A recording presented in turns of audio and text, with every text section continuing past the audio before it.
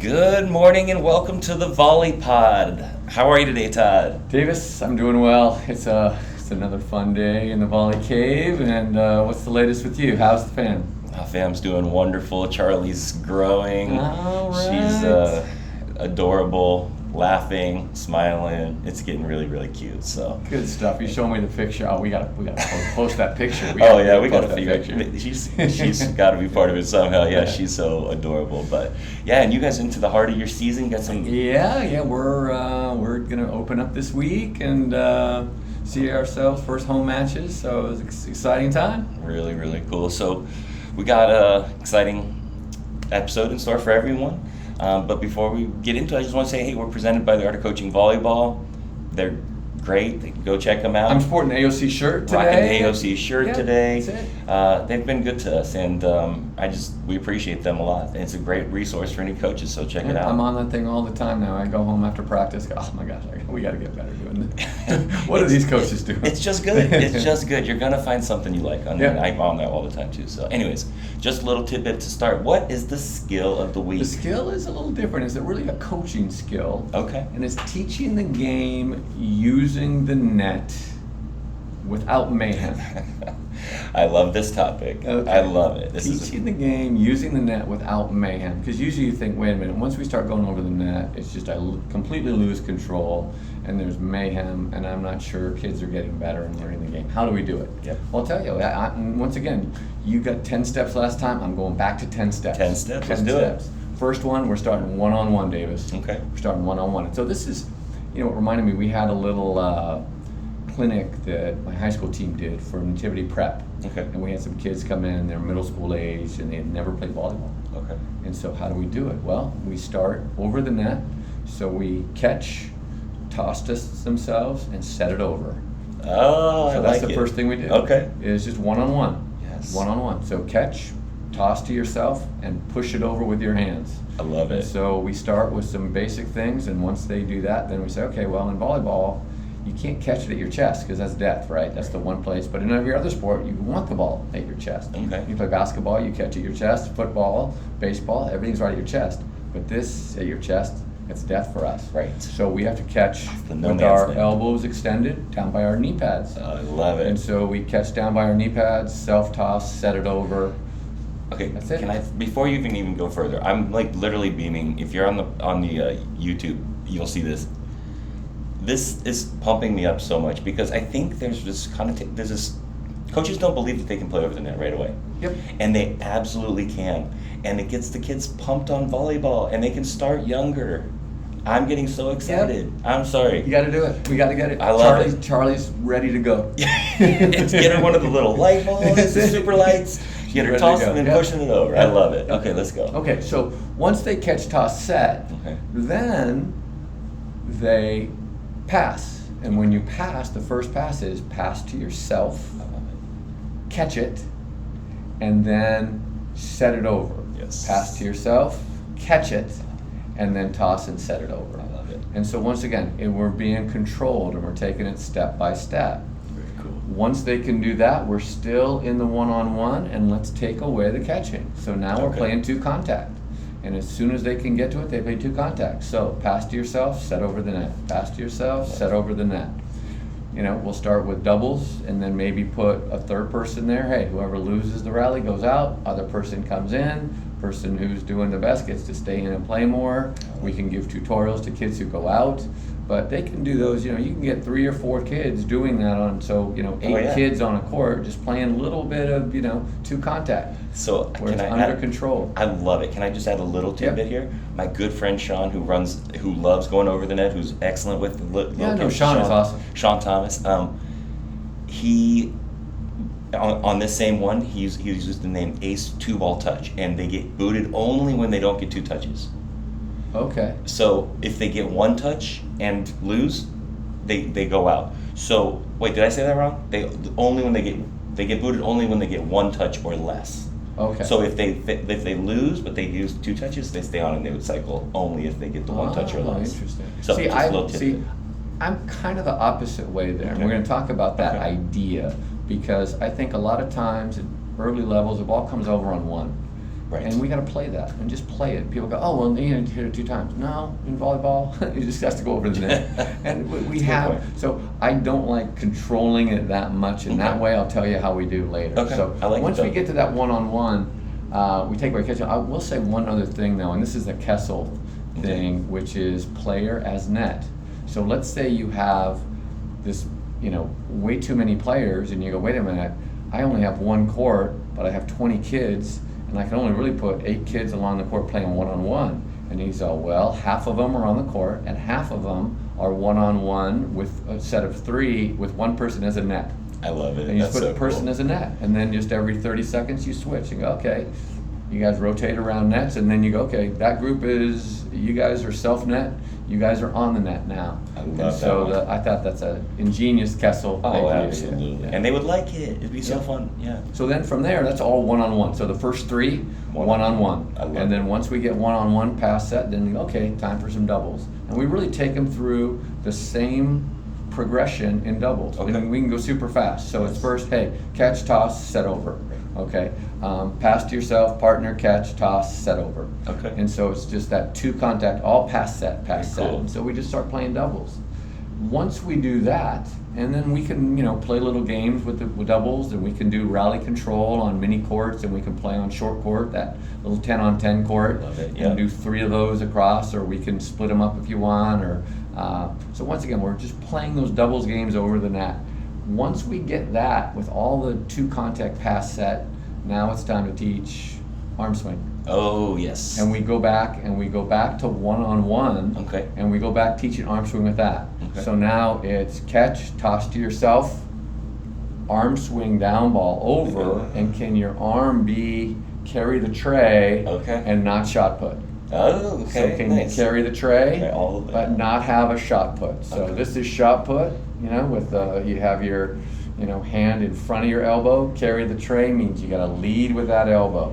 Right? Yes. Lead Okay. with that I elbow, love with it. that palm up. And we're not trying to hit it hard. We're just trying to hit it so a person can catch it. And so we take them through that same sequence. But now we're integrating that arm swing. So now we've had passing and setting, and now we're going to add that arm swing. Go through all that same sequence, and then after we do that, then we can start playing some 3-on-3, and we play short court 3-on-3, and we can start with 2 contact pass set. We can go 2 contact pass or set, and then hit. And I love 2 contact, and because 2 contact, you have way more opportunities to play the ball. So love it. if Yep. it's a faster game, absolutely. and kids have to make more decisions. It's not like, oh, a pass, set, hit. Our game, that makes sense when you have those skills. Right. But in the beginning, hey, let's figure out a way to get the ball over the net. And if we can do it in fewer touches, then there's going to be more success. Yes. So- I think that's a great point. And I want to go back really quick. When we were talking about, I may have explained it wrong. If you win with 1 over, you win. Oh, okay, I didn't know that. Yeah, but if you lose with 1, you're off. Okay. Okay, but yes, Okay. but I sort of on the same page. Right, but Yeah. so now I'm getting into what I was saying before. We Okay. start playing that short court 3s, so we'll score them in points. And so we Okay. might have 3s coming in and, queen of the court or speed ball, doing it either, however we want to do it. Let's say we do it with queen of the court or whatever. Okay. And let's say we have teams of 3. If you score the point with 1 contact, you get a point. If you score with 2, you get 2 points. 3 points. I like so it. now you're still playing Yes. volleyball, and then you can still win on 1 contact. Right. But hey, if you can get 3 and win, you get 3 points. But is it worse? Now you have risk reward. Now you have Yes. decision making. That's now you have cool. all those things in there. That's cool. I've also done where you get the bonus point for a kill. Okay. I So love a bonus 4-pointer, points. but I Yeah, like that 4 one. That's points. awesome. Okay. So cool. All right. Really rad. So short court 3s, and so we might play across the 10-foot line with 3 people, just Okay. the 10-foot box right there, and then we play long court 3s. And so once again, when you get in long court 3s, we have to teach the idea of opening up, and I think that's something that's under taught. And Okay. where, hey, if a ball is coming over a player's head, she's got to open up and be aggressive doing that and call deep. Okay. And so that has to be integrated now into our 3-on-3 games where we have long court, setter, player in the front row, player in the back row. Okay. Okay. And then Very that player in cool. the front row, any ball that goes deep, they have to open up. And I've been known to kick some teams out for not opening up, Davis. I've been known to say. I have a feeling you may have. No, but that's cool. That's awesome. But we're trying, in the context of a game, Absolutely. we're teaching a skill, and we'll be slow and teach it, and then, hey, if players are having problems learning it, they're playing once again. This is all player controlled. Yep. Coaches aren't putting balls in play.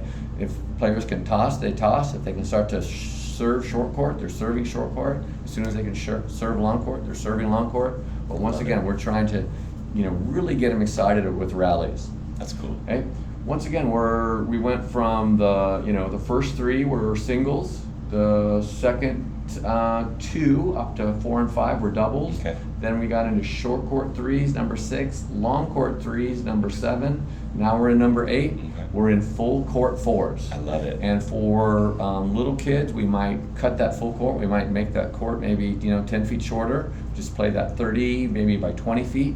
But we're playing. We're rocking and rolling with fours. In a diamond shape, setter in middle front, and we would start with 2 contact maybe, and we'd always start with that kind of progression. Oh, we're gonna play 2 contact. Okay. Now we're gonna play 3 contact, pass, set, set. Okay. Now we're playing pass, set, down ball hit, and now we're playing pass, set, spike, jump and whack it. Yes, so cool. So I love it. So that's number 8. We're Okay. in full court fours. Then we go to full court fives. Okay. And what we do in fives, instead of that diamond shape, we add doubles backcourt. So now Okay. we just have 2 hitters, and then we have 2 backcourt people playing doubles. Oh, okay. Very cool. So, and then we still have a setter in middle front. We're playing fives. And then love it. finally, not until the end, number 10, we'll add a middle, kind of that middle player, or middle, it's a middle back player, but we have that player playing up Push usually in our net. system because we have a setter at the net. So that takes us to 6-on-6, and so we start with 1-on-1 to 2-on-2 to 3-on-3 and 4-on-4, 5-on-5, and finally we don't get to 6-on-6 at the end. By the time we get to 6-on-6, they've learned all that little stuff, so we don't have people standing around. Yes, I love it. I'm telling the listeners, if they do this, kids will have so much fun. Oh, it's fun to play volleyball. It's fun to play volleyball. I love the rally. But I think a lot of times people teach it so stagnant, and you can actually play right away. Yep. And I think that's something people misunderstand. So I love that. I just want to point out real quick, you went from fewer people, more contacts. Yep. You gradually made your way to more people, fewer contacts per person. And I think that's a smart way to do it. These kids will get better doing this, and they will actually love the game. So I'm super pumped on that. I think that's a great skill. All right. Right? It's a little different. Absolutely. What do we have? Scenario. So for the What do you got scenario, this is something that I see a lot of teams have. The scenario for the day is when you don't have a true setter. Okay, and by true setter, you can define that however you want, right? Different coaches have different ideas of what a true setter is. But I would say, to me, a true setter is someone that can run the middle quick and run tempo to the pins and locate. You got some high standards now. I'm still looking for my first true setter of my coaching career. I guess I would say awareness of those things. Okay. Right. And can execute those with some degree of proficiency. Well, right? I've been trained at those things to kind of understand about those concepts, I think. Yes, I set a high bar for these guys. Yeah. No, but I think a lot of times, especially in high school, where you don't control who you get. Oh, hey, I know all about it. Right, they're going to come in and they're going to think they're whatever position, and sometimes you don't have a setter. And I saw this a bunch in these matches I watched this week. But the first pre-thought, okay, before we even get to the top 10, I'm going to use the top 10. Okay. Is if you get into this situation, you're probably already a little bit in trouble. And I would use the quarterback analogy, right? We use this analogy that setters the quarterback. How many football teams that don't have a quarterback? They are in trouble if they don't, right? And so one of the things you got to do is, before you even get to this scenario, is try to avoid it, right? Train kids before they get there, identify kids before they get there if you can. Literally even put the idea, hey, you make a great setter. I think, part of, if you have kids, when they're younger, is just, hey, that holistic training that you're always espousing is smart. Hey, have everybody do everything. And so, hey, look at that person. That person's fast. Person got to some balls. Some other people didn't. That's cool. And once again, maybe you have no idea that later on you might need that person to set, but at least you're watching that and they're trained. They're not thinking of themselves, oh, I only do this. Hey, I'm a volleyball player. Yes. And it comes from that beach thing. It's like, hey, you can't go out to the beach. You go, well, I'm not a setter, sorry. Right. I don't do that. I can't set. You're not gonna get too many good partners doing that. Well, and you made a great point in there. Make setting fun, make setting cool. Yeah. Like setting is cool, but it doesn't get the attention it deserves. So that's why a lot of times there's not setters. Yep. Like everyone sees the big kill and they want to be that big hitter, but setting is actually really, really fun. So let's get into these top 10. So some of the things you can do, and these are just ideas, and they don't all necessarily go together. In fact, some of these are sort of, you probably couldn't do all of these at the same time. But basically, these are just some thoughts for teams that don't have true setters. So the first is the 2DS or libero 6-2. Okay. I've seen this work great. So you can use a DS as a setter. Typically they've had some setter training, right? A lot of liberos are setting the second ball these days, so a lot of times at least they've been trained in straight and simple. So if you have 2 of those, you can be in the 6-2. That can work. The second one is a tip, and I would say avoid the mistake of taking a weaker player that's below your team's level just because she's a quote-unquote setter. So if you don't have a pure setter, a lot of times we'll look to the second pure setter and say, well, this girl's a setter on her club team or whatever, so this is our next in line. That may not be the best option. You may have other more experienced players who can play a more of a complete game that will help your team more. Well, and it might be right now that she's not right. That setter, might be a little bit better than, let's say, your best athlete, but in 2 weeks it won't be close. Exactly. Just because people think they're a setter doesn't mean they're a setter, right? And sometimes you got to kind of, guide them a little bit. So 3, train everyone. Just talked about this. Okay. Like if you don't have a setter, one of the things you should do right away is start training everyone to set and see who takes to it. If someone likes it and they're going to be into it, that's probably something to give some credence to. I have a new term for that. I don't know if I've talked about this. No. Learning velocity. Have you heard that? A little bit, but tell them I love this. I love this. Learning velocity. How fast do kids learn? Because that's going to impact who we choose to be in those places where, hey, you're training a setter. Hey, if I have one kid and her learning velocity is super high and she's going to be super fast learner, that's going to impact my decision making. I'm going to choose her way quicker than I will choose a kid who doesn't learn as fast. Absolutely. And if they're into it, if they like setting, right. Like, do you extra see how reps, that went right? Yeah. All that stuff really matters. Number 4, don't overemphasize quote unquote hands. I think coaches all too often say this setter has hands, quote unquote, meaning she can deliver a clean ball. I think that's relatively easy to teach. And so I don't think that should be the biggest consideration. Of course it matters, but I think you got to look for someone who can manage the game from a complete game standpoint. So just because they can set, do they have composure, right? Composure is obviously super important for a setter who's going to be touching the ball. Can they run the ball down? Stuff like this. I think hands is overemphasized. How about dealing with adversity? That's composure. Oh, really. absolutely. Right? But dealing with adversity, absolutely. Right. Because you're going to make mistakes. Well, and they're new to it, yeah. Right. Yep. So, and especially, if you don't have a setter, you're probably pulling from some other position to add to that. So there's going to be some holes. So you're going to have some adversity, right? So number 5, train an athlete that can chase.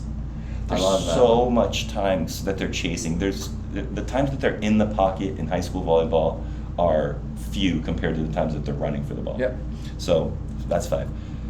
6 is sort of an idea. The big setter 4-2.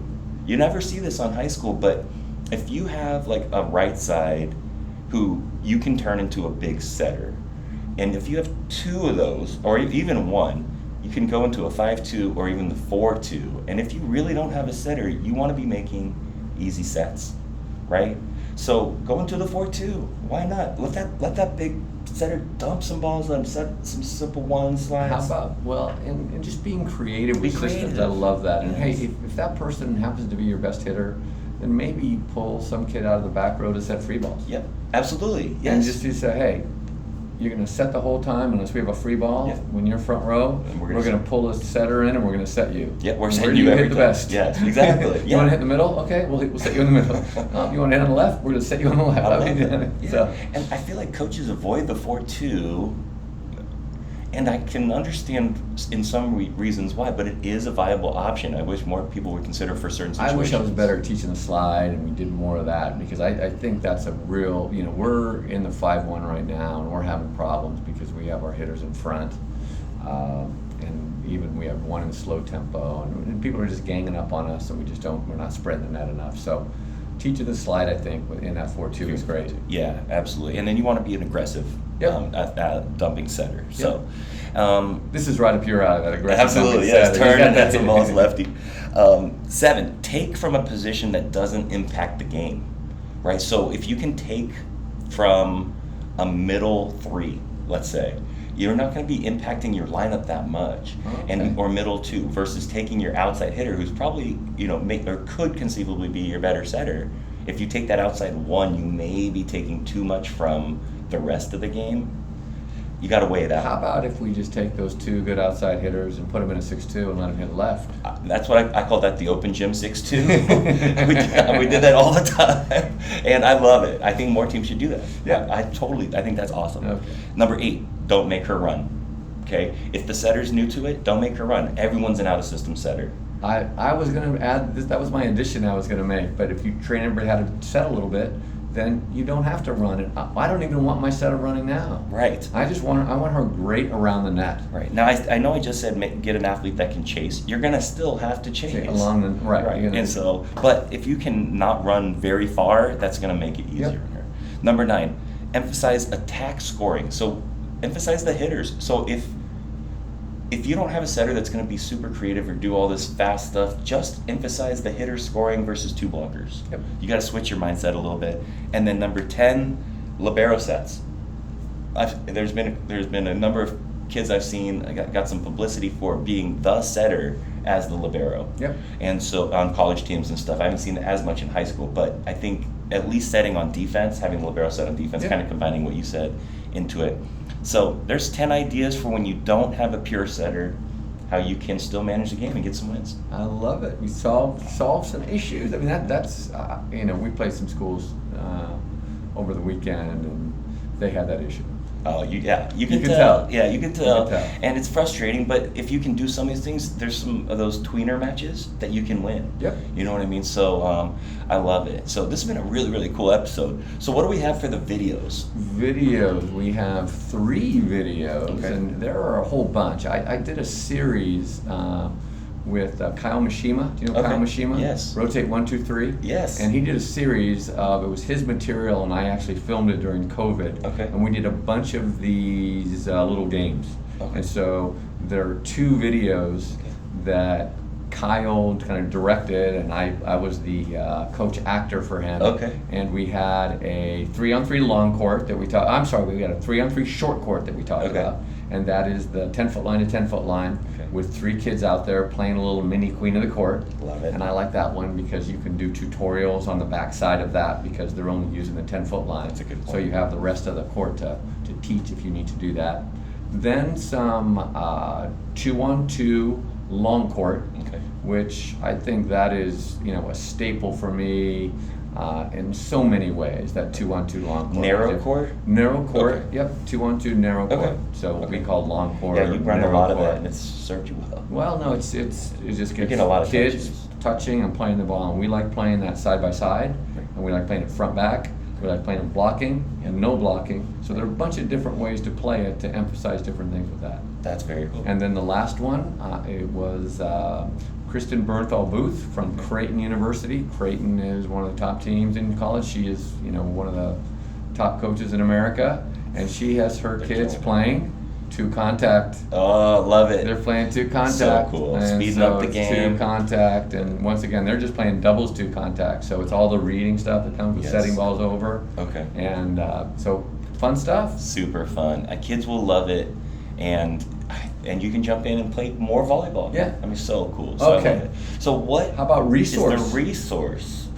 Resource today is for It's me. your time. You got the videos and the resource. I got the video and the resource. You're doubling today. up today. I'm doubling up today. So All what do we right. got? Well, my resource is going to be an old book, and it's reading books of coaches And this guy is a football coach, had a bunch of success, and then burnout and a bunch of other stuff. Urban Meyer. Okay, yes. And Urban Meyer. And so Urban Meyer has a book called Above the Line. Oh, okay. And so it's really about this idea of setting standards and how he's been able to set standards in all the programs where he has success. Okay. And I think he started at Utah and was very successful there. Actually, I think it was a Bowling Green. First, yes. Bowling Green to Utah. That's where he to kind of blew up. Florida. Yep. And then where did he end up after that? Then he kind of flamed out somewhere. I'm not sure a little after bit. that, But he, I think the guy is a brilliant coach. Absolutely. And we'll put the contacts in the show notes. But the book is Above the Line. Okay. And it's Urban Meyer and his coaching philosophy. Very cool. What's one cool takeaway from there? I just think he has this, once again, we talked about this idea of values, and he has this family values that he is, making clear from the start as part of what they do, is they're doing this together. And then just the idea of, the name of the book is Above the Line. Right. So they talk about above the line behavior and below the line behavior. Right. And so everything is really categorized, like, hey, that's who we are, that's above the line. That's not who we are, that's below the line. And that has to do with some character issues. Okay. That has to do with the way they play, the way they compete, Very the cool. way they lift, the way they do everything. Hey, it's above the line, it's below the line. So cool. So simple thing right Right there. on. Learning from football coaches how to teach volleyball, but hey, we can learn from all different types of sources. It's so cool. So I hope people are checking out the resources that we point them towards, because we try to sort of vet them. We really think these resources are been impactful in our own lives, right? And that's why we include them. That book, every time I go by it, I have to open it up, So read cool. a little bit. So what a killer episode. This was awesome. That's a fun one. So we talked about how coaches can use the net without mayhem, right? We talked about what you can do if you don't have a true quote-unquote setter. We talked about the videos that they can learn about how to run some of these games that you were teaching them, and then we talked about Urban Meyer's book, Above the Line. All What right. an awesome episode. Thanks so much. See you next Good time. stuff, Davis. Thank you. Bye-bye.